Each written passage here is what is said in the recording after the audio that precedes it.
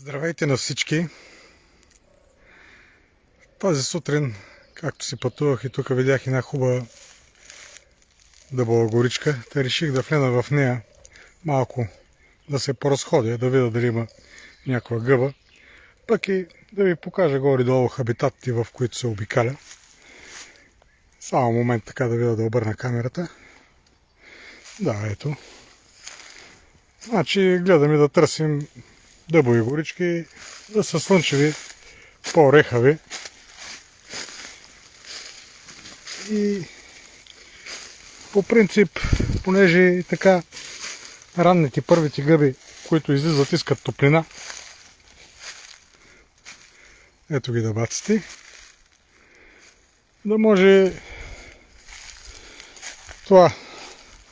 тези слънчеви полянки покрай дъбчещата, да може да има някаква гъба да се нагрянете. Исках да ви покажа, сега тук видях едно растение, което сега му е сезона и е доста опасно.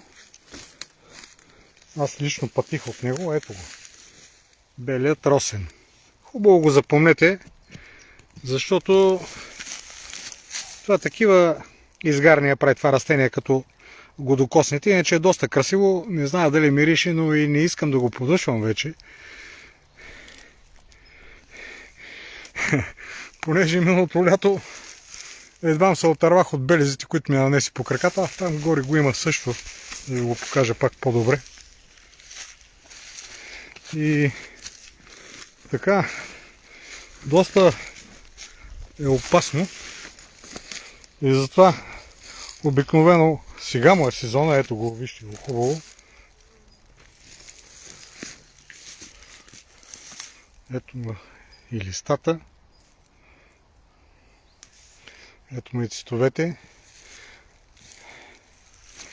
Да го запомнете добре, белия росен. Просто ви препоръчвам да се пазите от него. Дъбчетата.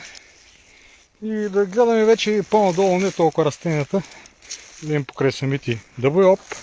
Тук даже виждам нещо. Сега да видя как да заобикова, за да се мушна.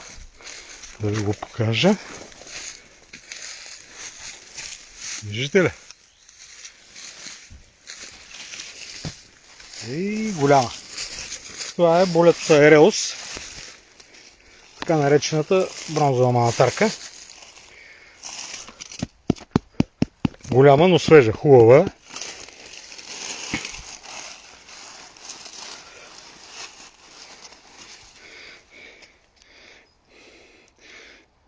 Ще иска да се пообработи. Да я набележим тази и да я вземем. Пък и да оглеждаме и за други. Що понякога направо се примрежда погледа с тези листа. Ето тук видях едни други. Нямаше и да ги забележа даже. Макар че съм минал покрай тях, когато да видя тази голямата. Също болетус ереус. Две хубавки. Ето ги и тях.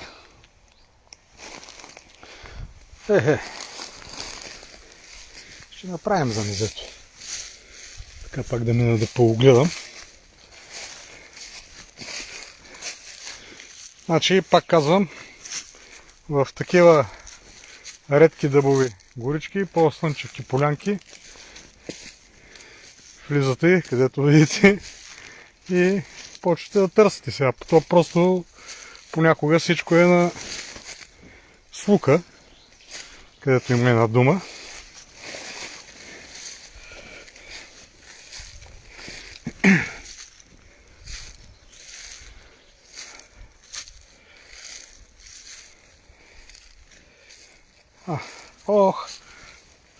Толкова са незабележими,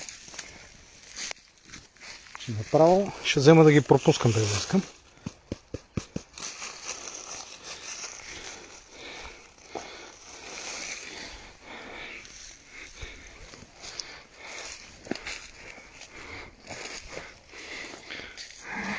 да ги оставя тук на едно место, че аз накрая ще забравя къде съм ги намерил.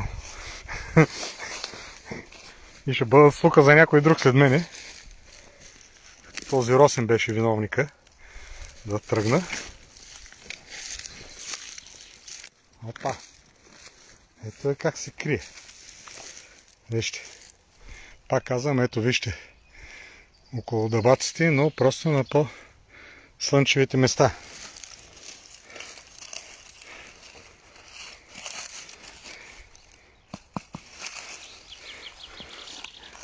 Хубаво е, когато откъснете. Ето, Болетус аереус, бронзова мантарка. Да покриете така местото с пръста и шумата, след като сте изкубнали гъбата, за да може да не навлиза нищо към томицела и да го предпазим, доколкото ни е възможно. Набързо стана работата.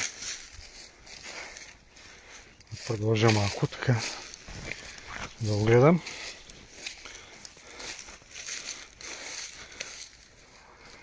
Почвата е така леко варовито, писъчлива. Любимите ми гъбки забелязах. Право не ми се вярваше, те са от първите.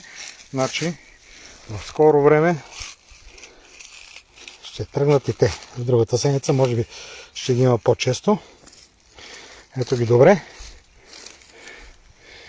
Една от хубавите ядливи мухоморки, аманитеца езерея или така наречената булка гъба. Вижте колко са хубави.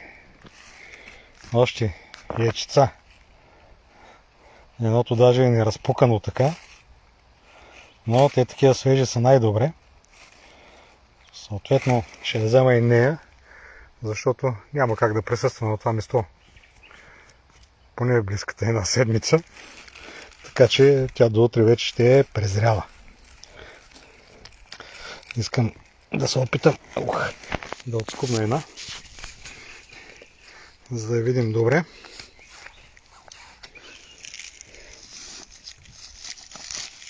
Да, може помогна в случая.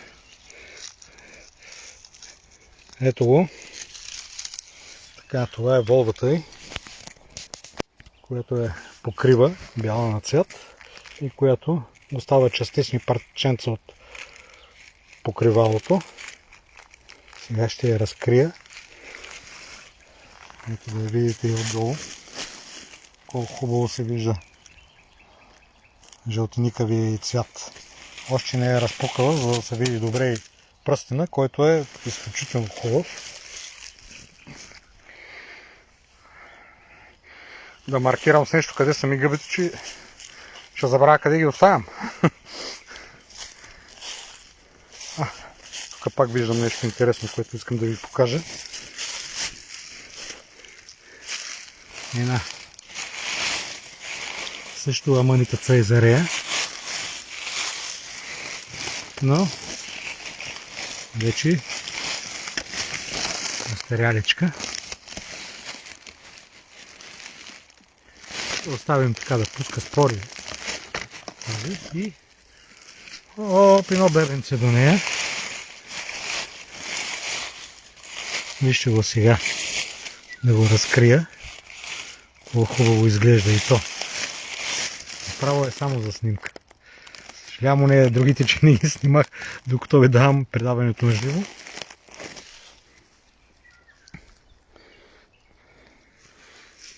Общо взето, това за сега от мене.